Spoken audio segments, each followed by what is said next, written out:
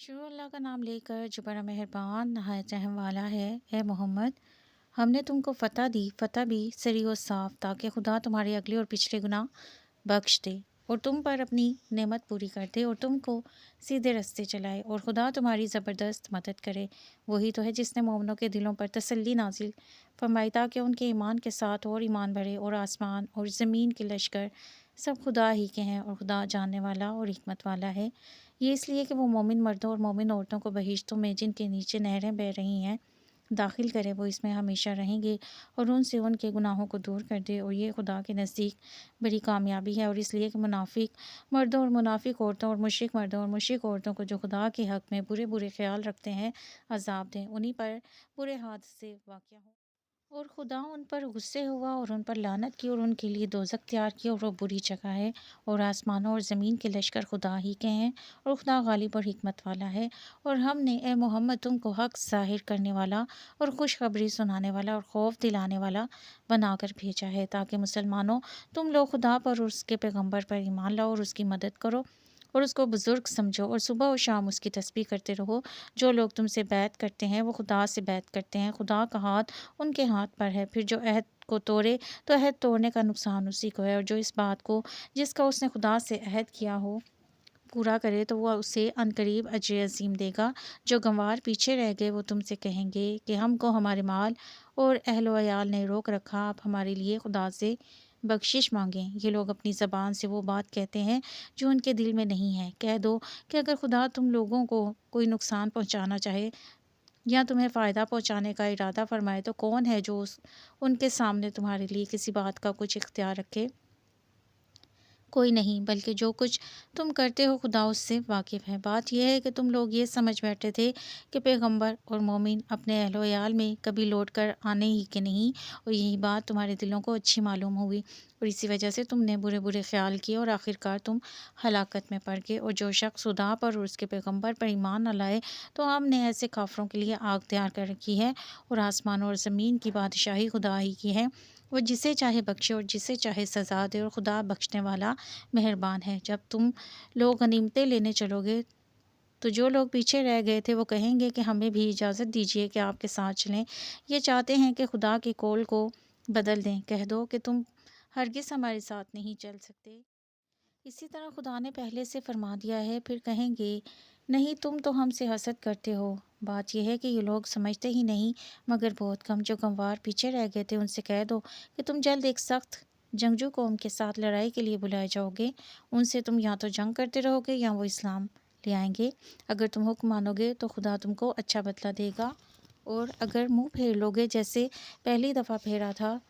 تو وہ تم کو بری تکلیف کی سزا دے گا۔ نہ تو اندھے پر گناہ ہے کہ سفر جنگ سے پیچھے رہ جائے، اور نہ لنگڑے پر گناہ ہے، اور نہ بیمار پر گناہ ہے۔ اور جو شخص خدا اور اس کے پیغمبر کے فرمان پر چلے گا خدا اس کو بہشتوں میں داخل کرے گا جن کے تلے نہریں بہہ رہی ہیں، اور جو روگردانی کرے گا اسے برے دکھ کی سزا دے گا۔ اے پیغمبر، جب مومن تم سے درخت کے نیچے بیعت کر رہے تھے تو خدا ان سے خوش ہوا، اور جو صدق و خلوص ان کے دلوں میں تھا وہ اس نے معلوم کر لیا، تو ان پر تسلی نازل فرمائی، انہوں نے جلد فتح عنایت کی اور بہت سی غنیمتیں جو انہوں نے حاصل کی، اور خدا غالب حکمت والا ہے۔ خدا نے تم سے بہت سی غنیمتوں کا وعدہ فرمایا ہے کہ تم ان کو حاصل کرو گے، سو اس نے غنیمت کی تمہارے لیے جلدی فرمائی اور لوگوں کے ہاتھ تم سے روک دیے۔ غرض یہ تھی کہ یہ مومنوں کے لیے خدا کی قدرت کا نمونہ ہے، اور وہ تم کو سیدھے راستے پر چلائے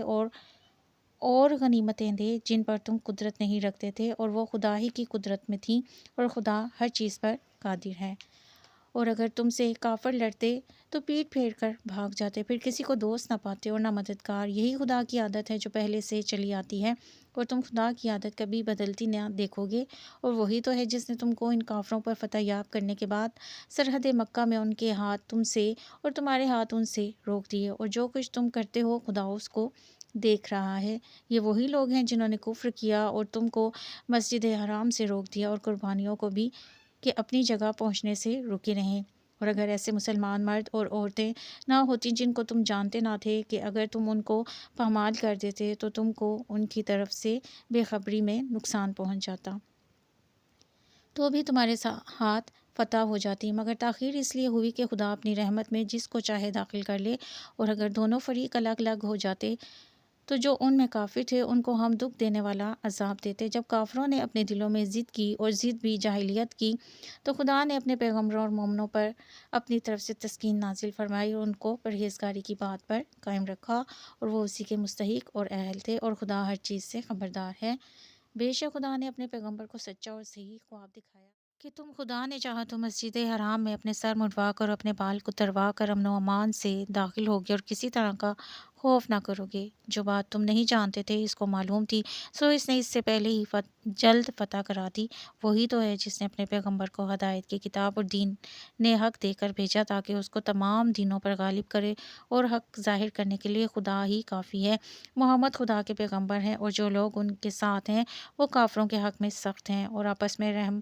دل اور دیکھنے والے تو ان کو دیکھتا ہے کہ خدا کے آگے جھکے ہوئے سر مسجود ہیں، اور خدا کا فضل اور اس کی خوشنودی طلب کر رہے ہیں۔ کثرت سجود کے اثر سے ان کی پیشانیوں پر نشان پڑے ہوئے ہیں۔ ان کے یہی اوصاف تورات میں مرقوم ہے، اور یہی اوصاف انجیل میں ہے۔ وہ گویا ایک کھیتی ہے جس نے پہلے زمین سے اپنی سوئی نکالی، پھر اس کو مضبوط کیا، پھر موٹی ہوئی، اور پھر اپنی نال پر سیدھی کھڑی ہو گئی، اور لگی کھیتی والوں کو خوش کرنے تاکہ کافروں کا جی چلائے۔ جو لوگ ان میں سے ایمان لائے اور نیک عمل کرتے رہے، ان سے خدا نے